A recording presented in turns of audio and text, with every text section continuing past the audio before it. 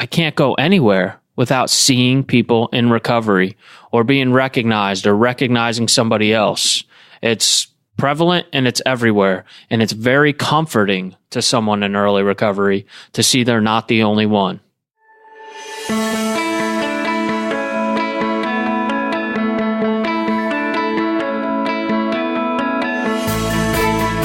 You're listening to Real Recovery Talk with your host, Tom Conrad. Every day, Tom helps guide people like you who have loved ones dealing with addiction. You're most likely frustrated with the situation, worried your loved one won't get better, and concerned you're not doing enough to help. This show will help you understand the tremendous struggle of addiction from your loved one's perspective. You'll hear stories of recovery, which will give you hope, and you'll understand the limits to what you can and can't do to help those you love. Tom is a certified addictions counselor who's successfully winning his own battle with drug addiction and alcoholism and has helped many others win theirs as well. It's time now for Real Recovery Talk.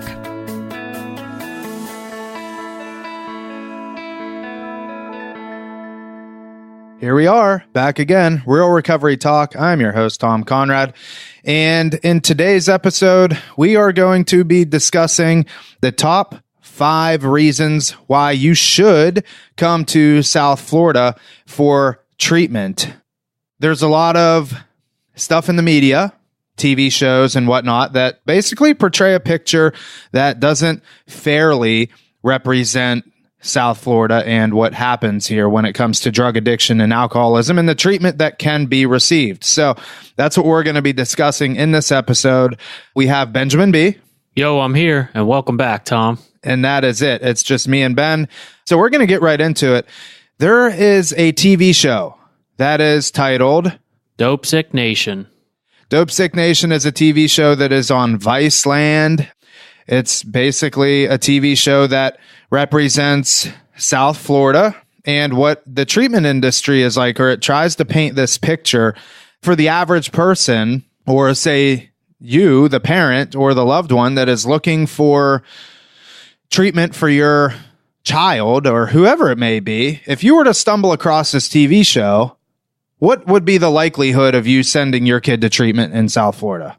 If I'm answering that question, I would not. Yeah, I mean, you turn on the TV and you look at this and you're watching this TV show, and then all of a sudden all you see is a bunch of kids running around that are dope sick, hence the title Dope Sick Nation, and talks about how just kids are identified as an insurance policy and they don't really get the treatment that they need. And we are here to say that some of that is accurate. We're not going to say that like Dope Sick Nation has totally missed the mark here.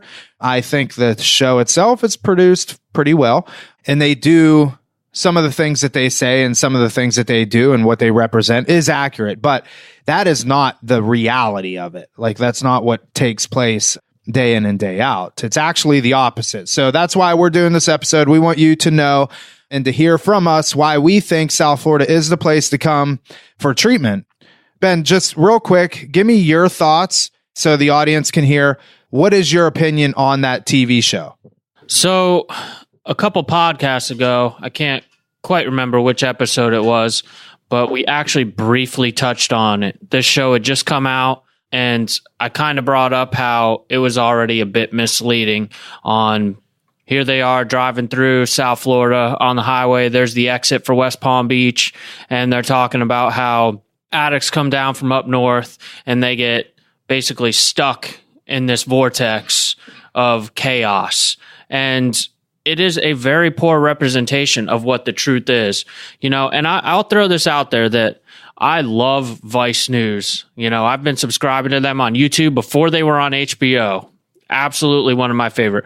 Unfortunately, I'm going to say for the first time ever, and maybe it's because I'm in this field, that they may have dropped the ball a little bit. I'm not going to say it's entirely their fault, because the truth is that they're seeking out what's really going on down here in South Florida. But a couple things I want to point out. One of the things that I mentioned in the previous podcast was that here they were trying to get some individuals into treatment. But the backlog story is that some of the individuals that they're trying to get into treatment, they failed to let the audience know that these people have previously been to some really good treatment centers down here in South Florida, and a couple individuals, and I have nothing but love for all drug addicts, but I will say that a few of them that were in the episodes came down here and did not do the right thing. They got involved with client brokering, and I was kind of saddened to see that not everybody deserves a chance, because everybody does deserve a chance, but they were seeking out scholarships for individuals who came down to South Florida, and while they weren't 100% at fault, really added to the problem down here. What do you mean by they were seeking out scholarships? Within our industry, very oftentimes you have people that have come down here to South Florida with an insurance policy, or their parents pay cash, or family loved one, or they did. And a lot of times they go through treatment and they don't get it on their first time. What ends up happening is, because they've left the job, or because they turn 26 and now they're off their parents' insurance policy, they've lost their coverage. So they kind of get stuck down here. And at that point, treatment centers will oftentimes offer out scholarships. However, scholarships in South Florida have thus become pretty limited, because there's been a huge crackdown on what we call client brokering down here, body brokering, referring to, these are the treatment centers that, and scrupulous owners that, as Tom previously mentioned, look at individuals are nothing but an insurance policy. But here's what I want to point out. This is where I think Dope Sick Nation really dropped the ball. I could pick this stuff out from a mile away. And unfortunately, I saw the new ad come up for the latest episode coming out, and I said, I told you this was coming. The individual, and again, I don't want to bash anybody, but Tom asked me a question earlier. If I saw this TV show, would I send my kid to treatment? I'm not trying to offend anybody, but professionals in this field don't show up to do an intervention wearing can I curse? Go for it. Wearing a fuck heroin t-shirt with a flat brim hat and their pants hanging around their ankles. I'm sorry. It's not a representation of professionals in our field. Again, I don't mean to offend anybody. I know that intentions are usually very good, but like they say, the road to hell was paved with good intentions. If I'm a parent, because I meet a lot of parents, and as a professional in this field, I think about my presentation. As a person who has recovered and who is also a professional in this field, I need to present myself that way.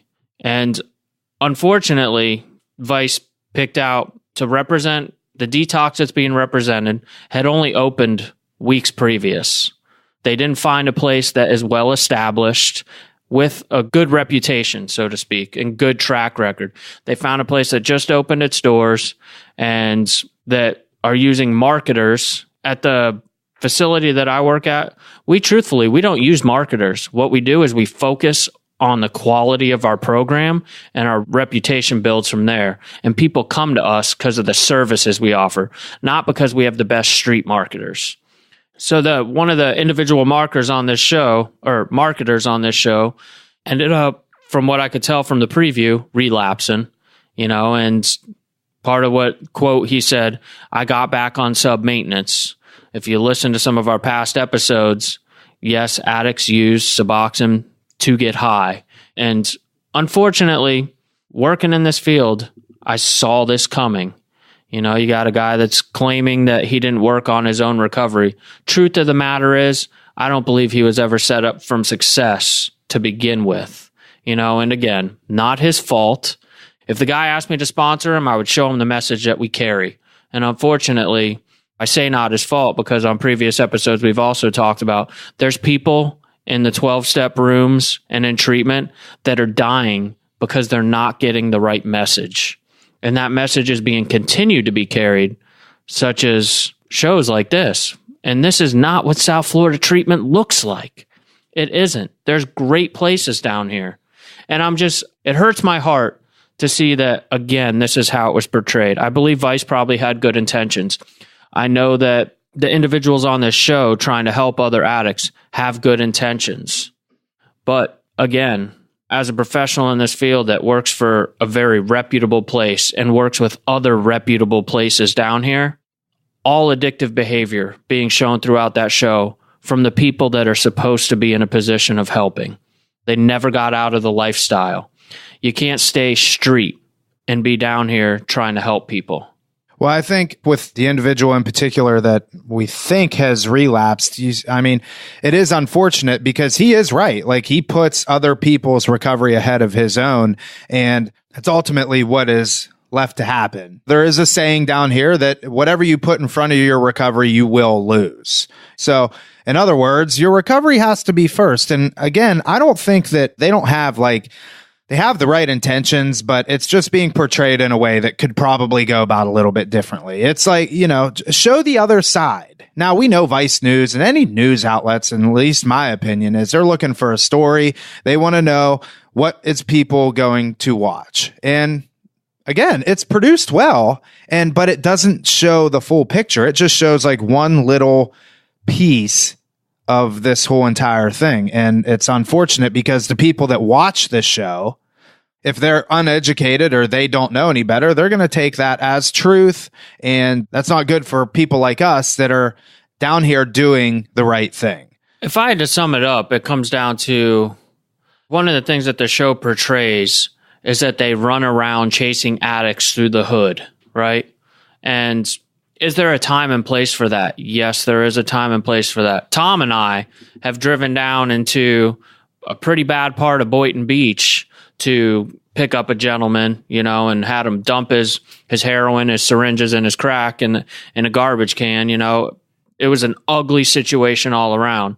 There are times and places to do that, but that is not all this is. Someone that is a true interventionist looks to inspire people into sobriety. You don't go running around chasing them around in the hood. You show them through your own recovery. If you're in recovery, there's so many people that are showing up that need help that we don't need to spend time chasing people. And that's the thing, is that it's not necessarily wanting to help.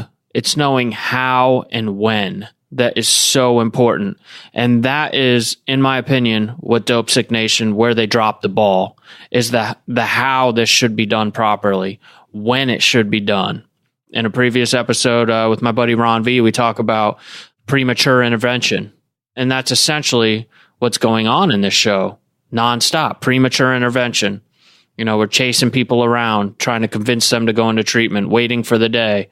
If done properly, which unfortunately, in my opinion, it was portrayed not done properly, we have success in good, credible places. Again, it comes down to they didn't find an established place with a good reputation. They found a place that just opened weeks previous and unfortunately doesn't have a track record. Didn't have a bad one, didn't have a good one, just had none. Right. All right, so let's go into now why we think that South Florida is a good place to go to treatment. The first one being is that there's a good recovery community down here. And it's in particular, it is a 12-step community. So Ben, I'm going to let you go off on this one for a minute, but talk a little bit about why the 12-step community here is key. Very simple. There is a meeting on every corner at every hour down here in South Florida. It's actually really amazing. The culture as far as 12-step down here and the recovery community in itself doesn't even necessarily have to be 12-step in particular, but the recovery community down here is widespread, and it blows my mind how many places I go on a daily basis, walk into somewhere and someone says, "Hey, I recognize you. You're in recovery, right?" And me, I'm not big on the anonymity thing. I don't care if my anonymity gets blown, if it means helping people and inspiring people, but I can't go anywhere without seeing people in recovery or being recognized or recognizing somebody else. It's prevalent and it's everywhere. And it's very comforting to someone in early recovery to see they're not the only one. Yeah. And if you have a bunch of people that are in recovery that have the right recovery, people have heard me say 1,000,000 times over, you end up becoming a product of your environment. And South Florida fosters a good environment for people to come and get clean. They really do. Like, there are more people down here doing the right thing than there are bad. And you got to stick with those people. And it's very easy to do here. But it is also very easy to fall into, or not fall into, but to find the people that don't really want to be clean. And if that's the group that you veer towards, then that's what you're going to end up getting. But there is a strong 12-step community here, probably the biggest in the United States. The next thing would be there's no stigma tied. You know, when I came to Florida for treatment, I knew that nobody knew who I was. I had a 100% clean slate. I could become who I wanted to become. I could act like the person that I wanted to become. I can portray somebody new. I had a fresh start, per se. And that is oftentimes very beneficial for somebody because they don't want to identify anymore as that heroin addict junkie that would steal from their parents and rob their grandparent, you know? So they have that fresh start. What do you have for that? In layman's terms, it can do a lot for self-esteem if you're in a new place. I can speak on that from my own position in recovery, where when I came back to South Florida after being in Minnesota for 4 years, I got sober down in South Florida.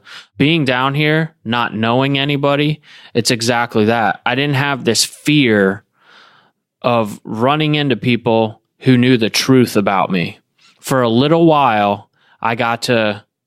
I'm not huge on this saying, but the fake it till you make it thing, I got, like Tom was saying, I got to portray somebody new. In a way, for what it's worth, I pretended to be something new. And my whole thing is if I pretend and I say the right things long enough, eventually my actions might start to catch up. So it's these new ideas. It's this new idea of myself that I get to put out there.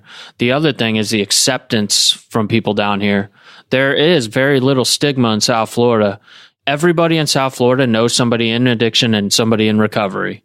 One of the things that I very often see is if somebody's looking for a job in early recovery, how many times they go into a place and they're like, oh, the manager disclosed to me that they're in recovery and they want to give me a shot. And I'm like, wow, that's amazing. Because if I know in certain towns up in Minnesota, if I walked in, I'm like, yeah, I'm in recovery, they'd probably pass on to the next application, right? You know, but down here, people will give you a shot because you are in recovery, you know, and people down here, part of this culture, they recognize that everyone deserves a chance. Some of the best employees end up being people in recovery because the principles they live their life by today. Yeah, and we tell a lot of even our clients that claim they can't find a job or, you know, they don't know where to go and look. It boils down to just plain utter, it's laziness to a certain degree. But we tell people you have to understand the opportunity that you have just within the meetings. Now, I know meetings that is a place to go and get your medicine per se for, you know, addict or an alcoholic. But you also have before the meeting, which is a great opportunity to meet new people, to meet fresh faces. You never know who you're going to run into. And then you also have after the meeting to do the same. So we tell people, get to the meeting 20 minutes before it starts. Stick around 20 minutes after it ends. Talk with people, mingle. You never know who you're going to run into or what opportunities lie within that.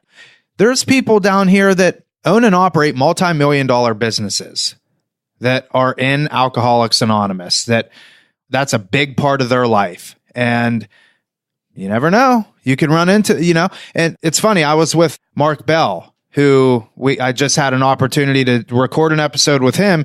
And he asked on the same topic, what is it that people do like whenever they get clean and they get sober?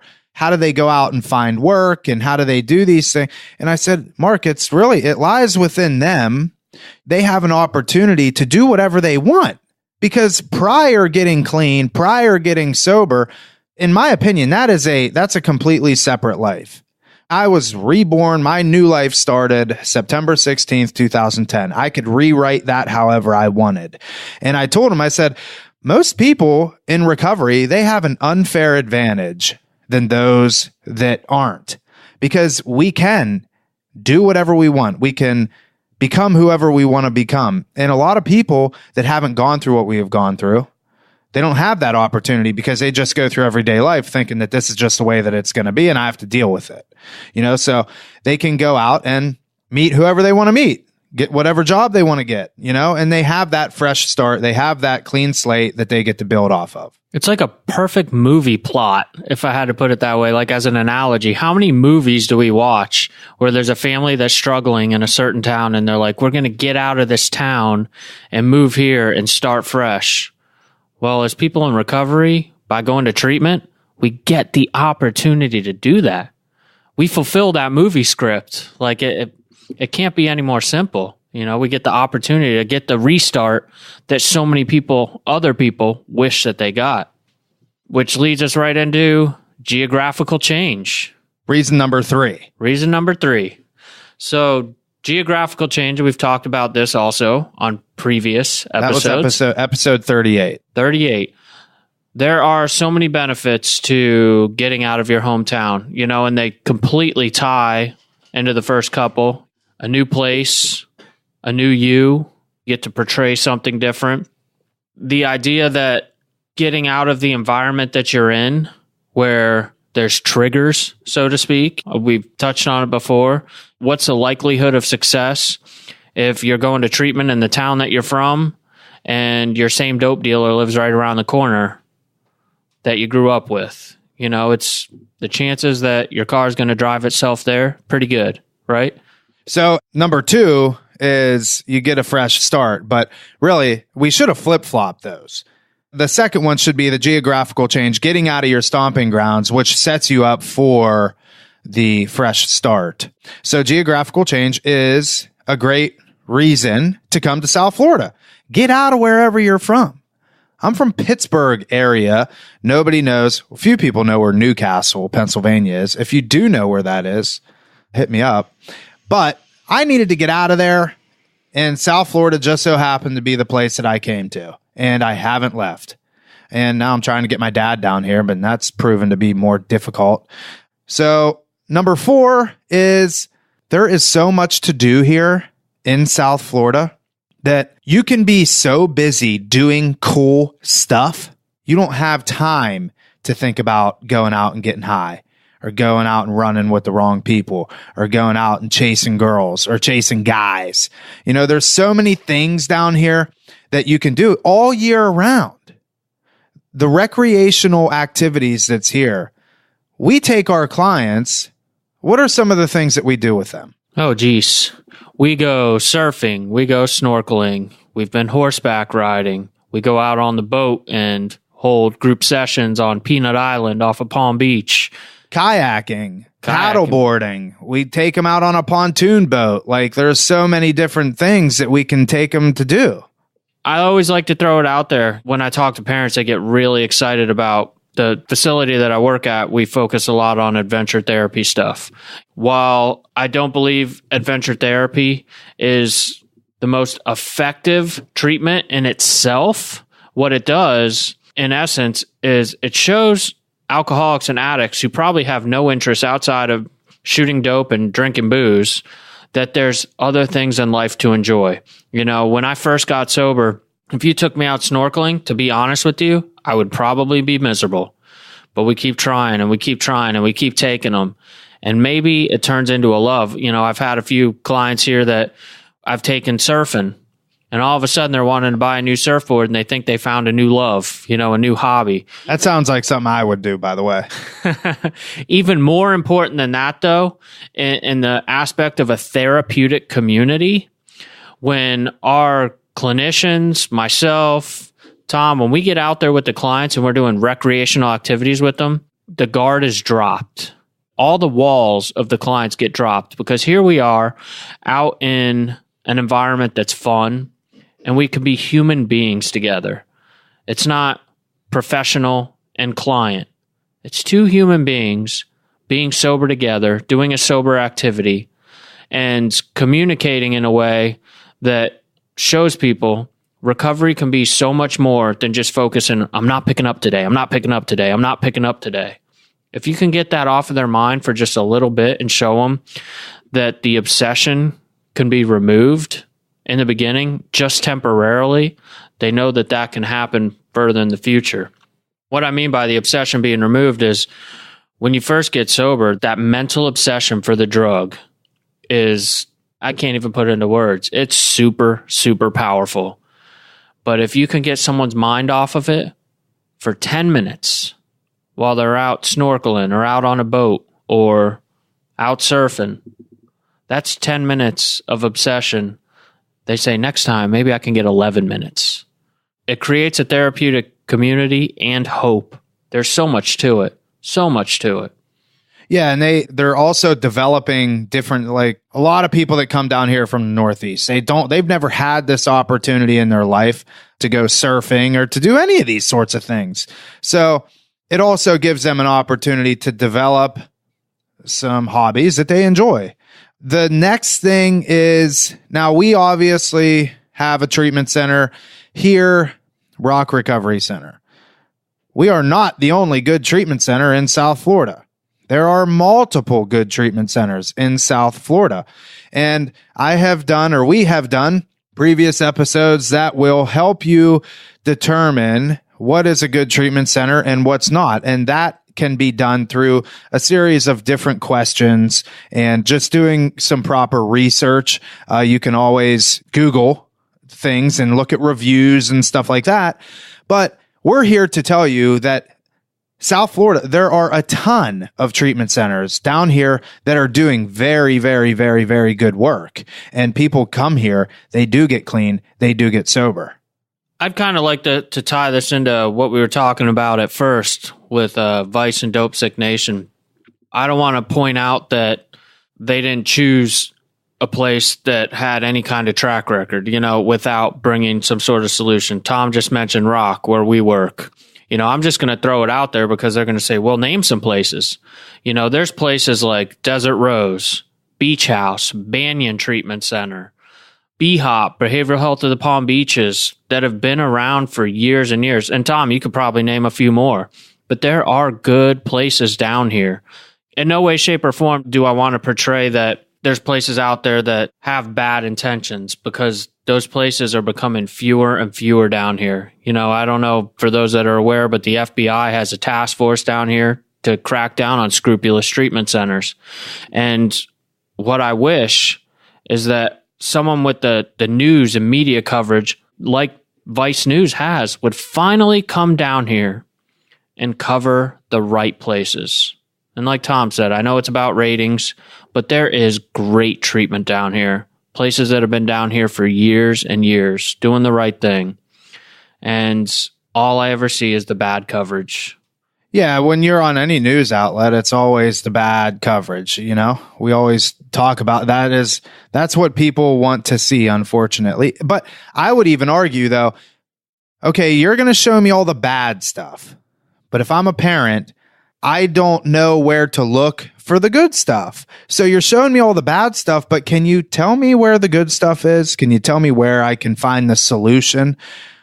Again, because these TV shows and these news outlets that are doing these things, they're not inherently wrong in what they say or what they do or what they portray, but there's more to it than just that. And it's not a fair representation because there's good places out there. Any final thoughts? I just want to make it clear that as a guy in recovery, it is not my intention to bash any place or any individual whatsoever. I'm so deeply saddened by the coverage that does happen that I felt like I needed to say something. I don't think, again, that anybody has ill will or intentions in any of what we have talked about today. And I wish everybody the best and a solid future in recovery. And if you're in this field, maybe there's people listening to this that say, we do good things too. If you are, reach out to us. Heck, man, come on our show and talk with us. If you're a good treatment center or an owner or an employee at a good treatment center and you believe in what they're doing, contact us. Come sit down and do a podcast with us. We want to hear that from you too, because I know that we're not the only ones feeling this way. All I want in the world is for people to have the same opportunity that I got. Some good, clean, honest recovery. There you go. So that is it for this episode. Thank you for listening. make sure to go to realrecoverytalk.com/checklist to get your checklist and to make sure that you are sending your loved one to somewhere that is good, that is reputable. And it basically covers all the bases, all the questions that you probably have in that checklist. You can find the answers to. And also go to realrecoverytalk.com/Facebook to get into our private Facebook group. And that is just some additional support for you. And until then, we will see y'all later. You've been listening to Real Recovery Talk with Tom Conrad. If you'd like to have a confidential conversation about your specific situation, give Tom a call on his direct line at 561-220-7163. Or if you'd prefer, you can chat with Tom live at realrecoverytalk.com. As always, if this show is a benefit to you, please give it a 5-star rating and review in Apple Podcasts, Google Play Music, or wherever you discover your favorite podcasts. Thank you for being part of our mission to bring hope and healing to our loved ones struggling with addiction, as well as wisdom and comfort to those of us around them.